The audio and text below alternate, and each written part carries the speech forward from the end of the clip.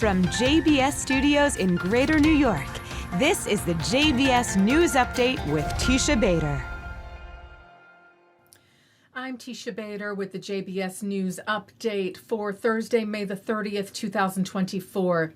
Two IDF soldiers who were seriously hurt in a car-ramming attack in the West Bank last night died of their injuries. 20-year-old Staff Sergeant Elia Hillel and 20-year-old Staff Sergeant Diego Shahar Azani were part of a unit inspecting cars at a security checkpoint near Nablus, which formed a short line, when one car sped around those that were stopped and hit the troops. The driver then fled the scene. A search for the suspect is ongoing. And as intense battles continue in Gaza today, the IDF announced the death of 21-year-old Staff Sergeant Yedidia Azugi in northern Gaza. Israeli troops continue to eliminate terrorists and destroy terror infrastructure in Gaza, including in Rafah. IDF International spokesperson Rear Admiral Daniel Hagari sharing an update on how the Rafah operation is being conducted. Our forces have not smashed into Rafah. We have been operating according to precise intelligence, conducting targeted raids, using precise munitions, and focusing on dismantling Hamas attack capabilities in Rafah. While we operate, we're also assessing our actions, adjusting and amending our operations, and increasing our efforts to minimize civilian harm.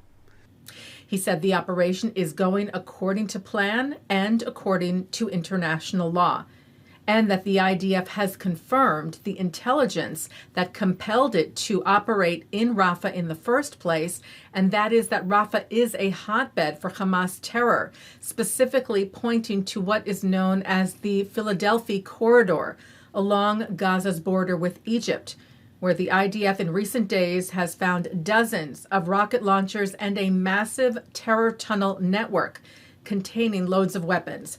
Hagari said the IDF has now taken control of that key route.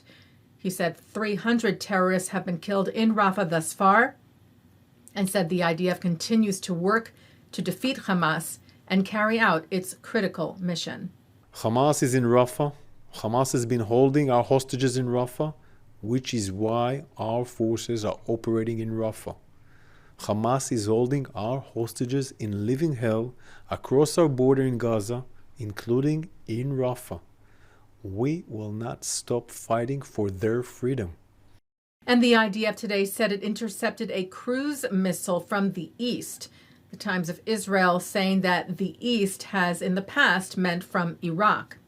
And also the IDF intercepted, it said, a suspicious aerial target that crossed from Lebanon. There was no damage or injury reported there.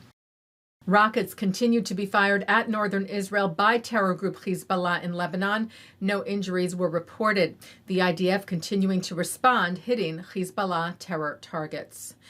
Well, June is Pride Month, and the annual Jerusalem Pride Parade took place today with a more solemn tone. Those taking part calling for the safe return of the hostages now held in Gaza for 237 days. Hostage families also taking a leading part in the parade, including Omer Ohana, the partner of Major Sagi Golan, who was killed fighting Hamas terrorists on October the 7th. Turning now to Canada, where another Jewish school was shot at, this time in Montreal. This follows a similar incident at a Toronto Jewish school earlier this week, as we told you about. The Center for Israel and Jewish Affairs in Canada released a joint statement with federations saying enough is enough. They said, thankfully, no one was inside the building, but this violent hatred must no longer be tolerated, calling for decisive action. U.S. Senators Jackie Rosen and James Lankford sent a bipartisan letter yesterday requesting that Secretary of Education Miguel Cardona designate a senior official to oversee the department's efforts to counter anti-Semitism on college campuses. Writing as co-chairs of the Senate Bipartisan Task Force for Combating Anti-Semitism, we are deeply disturbed by the alarming rise of anti-Semitic incidents targeting Jewish students on college campuses across the United States. And while acknowledging the Department of Education's efforts thus far, they said far more work needs to be done to hold schools accountable for their failure to protect Jewish students on college campuses, including by swiftly resolving pending investigations related to anti-Semitism. The New York Jewish Week shared its 36 to watch in 2024, spotlighting remarkable New Yorkers for their contributions to the city and its Jewish community, and noting these difficult and unprecedented days since October the 7th. Writing of the list together, they paint a portrait of a Jewish community addressing and responding to a difficult chapter in Jewish life in unique, important, and innovative ways. The list includes 2 leading voices advocating for the hostages, Shani Granot Lubaton and Ilana Zaychek, as well as Israeli celebrity chef Eyal Shani, actor, writer, activist Ariel Stachel, writer of the new Broadway show Suffs, Shayna Taub, and newly appointed deputy chief of the New York City Police Department, Richie Taylor. Taking a look now at our programming for tonight on JBS for Thursday, May the 30th at 7 o'clock. It's the ILTV's Insider. At 7:30, Rabbi David Saperstein and Dr. Tevi Troy debate the most contentious topics of our times and explore how to forge a Jewish path to bipartisan cooperation and tolerance.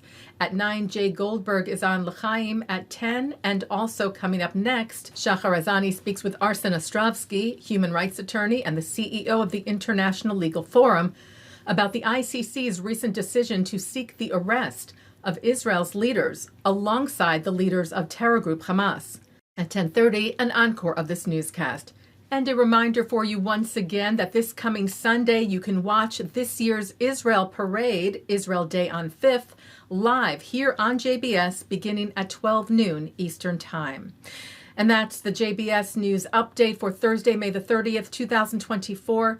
I'm Teisha Bader. I will be away from tomorrow, Friday, through Tuesday, back with you with the JBS News Update on Wednesday. Wishing you an early Shabbat Shalom.